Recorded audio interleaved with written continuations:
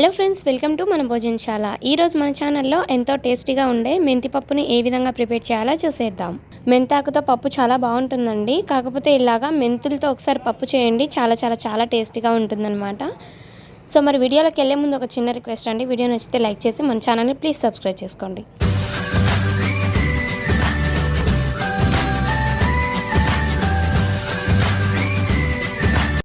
ముందుగా మెంతిపప్పు చేయడం కోసం కావాల్సిన పదార్థాలండి: ఒక రెమ్మ కరివేపాకు, 1 టేబుల్ స్పూన్ మెంతులు, ఒక గడ్డ ఉల్లిపాయ, అలాగే ఒక గడ్డ ఎల్లిపాయ, జీలకర్ర ఆవాలు, అలాగే ఒక చిన్న గ్లాస్ మేని కందిపప్పు. ఈ పప్పు కోసం అనేసి ఎండుమిర్చినే యాడ్ చేసుకోవాలండి, పచ్చిమిర్చి అస్సలు యాడ్ చేసుకోకండి. ఒకవేళ మీ దగ్గర ఎండుమిర్చి లేకుంటే కారం పొడి యాడ్ చేసుకోవచ్చు.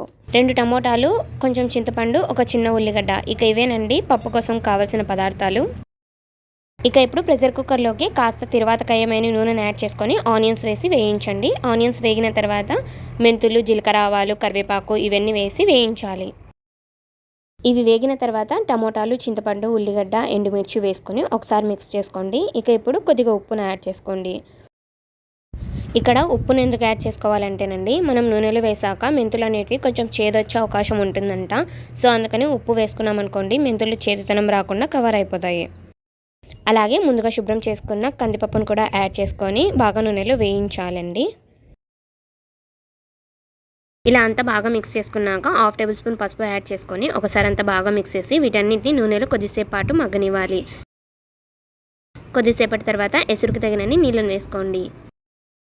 ఈ పప్పు కొంచెం గట్టిగా ఉంటేనే బాగుంటుందండి. సో అందుకని కొన్ని తక్కువ వాటర్ని అయితే యాడ్ చేసుకొని మూత పెట్టేసి బాగా ఉడకనివ్వండి. ఒక 3-4 విజిల్స్ వచ్చే వరకు ఉడికిస్తే చాలండి. ఈ పప్పు అనేది కొంచెం బ్యాలు ఉంటేనే బాగుంటుందన్నమాట. చూడండి, పప్పు ఇలాగా కొంచెం బ్యాలు ఉన్నప్పుడే కిందికి దించుకోవాలి. ఇప్పుడు ఇందులోకి రుచికి సరిపడినంత ఉప్పు యాడ్ చేసుకోండి. కొద్దిగా చూసుకొని యాడ్ చేసుకోండి, ఎందుకంటే మనం పప్పును ఉడికించేటప్పుడు కొద్దిగా ఉప్పును యాడ్ చేసాం కాబట్టి. ఇక అంతేనండి, పప్పును వెనుక్కున్నామనుకో మెంతిపప్పు రెడీ అయిపోతుంది. టేస్ట్ అయితే చాలా చాలా చాలా బాగుంటుందండి. నాకు అసలు తెలియదనమాట మెంతులతో కూడా పప్పు చేస్తారా అనేసి.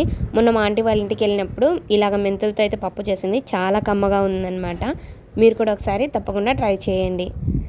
ఓకే ఫ్రెండ్స్, అయితే మరి రెసిపీ నచ్చినట్లయితే ఒక లైక్ చేసి మరిన్ని ఇలాంటి టేస్టీ రెసిపీస్ కోసం మన ఛానల్ని ప్లీజ్ సబ్స్క్రైబ్ చేసుకోండి. Thank you all, bye bye.